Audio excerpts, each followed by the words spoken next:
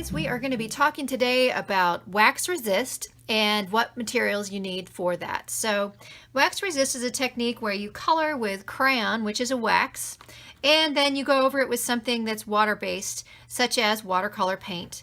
And wherever the crayon is on your paper, the paint will not sink into the paper. It will resist the moisture. And it creates a really cool effect. So I've done this before on different art projects like the Buffalo and the Mississippi Riverboat. I'm going to do it again today for my Frankenstein, but before we do that, I wanted to talk a little bit about these supplies. So I use Crazy Art crayons and I recommend them, but you can use whatever type of crayon you have.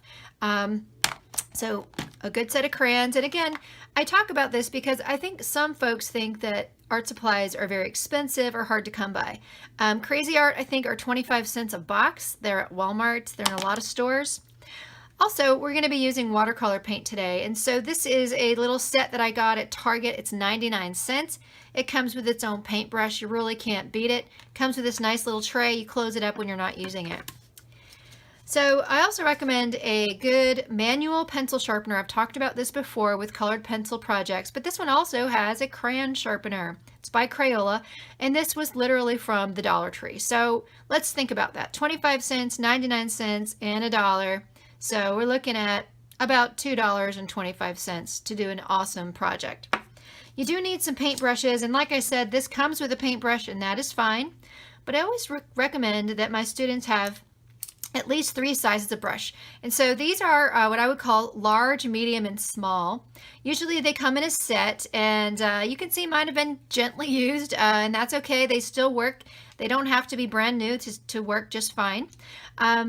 And so this is a good example. Sometimes you need a big brush, sometimes you need a medium brush, and sometimes you need a small brush. Most things, most of the time, I usually just do the medium brush, but there's reasons to have these 3 sizes, and it's just nice to have them in your collection so you're prepared for whatever art lesson you might be doing. So we'll be talking more about those brushes in a few minutes. I wanted to say one more time, I've said it in the last 3 videos, media demonstration videos, but if you like this video or you share it or you tag a friend, I'm going to mail you a magnet. And this is the logo for my business, Arts Hub. And so I am the founder and the artist of Arts Hub, and I do have people that I've trained to teach with me, people like Miss Amanda, for example. She teaches on Wednesdays in Spanish. Before the pandemic, I had other teachers who are helping to help teach in different schools. And so we really need your support, so please share this information so more people can learn about Arts Hub. If you do, I'll be very happy to mail you this fridge magnet. I'm just mailing out 3 of these a week, guys, and I'd love to mail one to you. So keep that in mind. It's time now to get started. Hope you guys are ready. Here we go. All right, friends, so what we're going to do now is we are going to work with crayon and watercolor paint on our Frankenstein.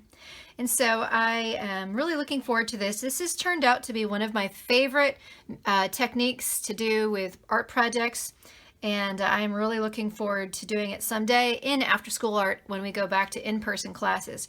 For now, I hope you're doing this at home. Really, I do, because it is so much fun. All right, guys, so I'm just going to go ahead and get started. I'm going to show you just a little bit, but then I'm going to do most of this in time-lapse because really, it's not that hard to figure out how to color with crayon. I know you guys know how to do it. I just wanted to show you. I did a little, a little bit of yellow there, but crayons are good for, having multiple layers of colors too. So you see how I put a little orange and yellow on my moon? And also, people often think that, their clouds are blue or, just white. But you know what? Because this is wax resist, you can really create some fun shading on there. And I hope you'll do that. So I'm just going to show you real quick. And when we do the reveal later, it'll be really interesting to see how this turns out. So I'm just going to do a little bit more of this now, and then we're going to go right into the time lapse. And then I will not reveal it until we come back from the time lapse to do our conclusion. So it'll just be kind of interesting. That's one of the most fun things about wax resist is really you just have no idea what you're going to get in the end. It's always kind of a fun surprise. And so I thought it would be fun for our Halloween lesson to have a little bit of a fun surprise. All right, guys, I'm going to do the rest of this in time lapse. I'll see you on the other side.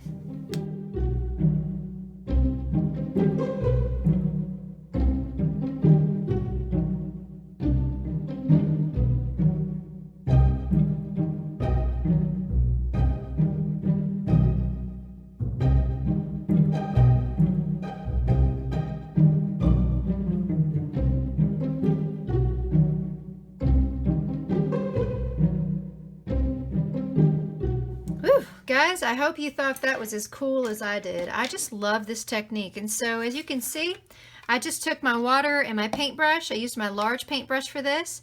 And I just put the water right on my paint like this. And then I put it right on my paper. I went right over the crayon. That is the secret to wax resist. And so now that I'm done with this, I just want to show you there's a little bit of extra water in there. It's not a big deal. Just let it dry. You can just close it up. Just let it dry. It's going to be just fine. I am going to now do the big reveal, guys. So if you're ready, I'm ready. I'm going to press down on my paper towels to soak up any extra paint, and voila! So as you can see, wherever there was no crayon, the blue paint sunk into the paper.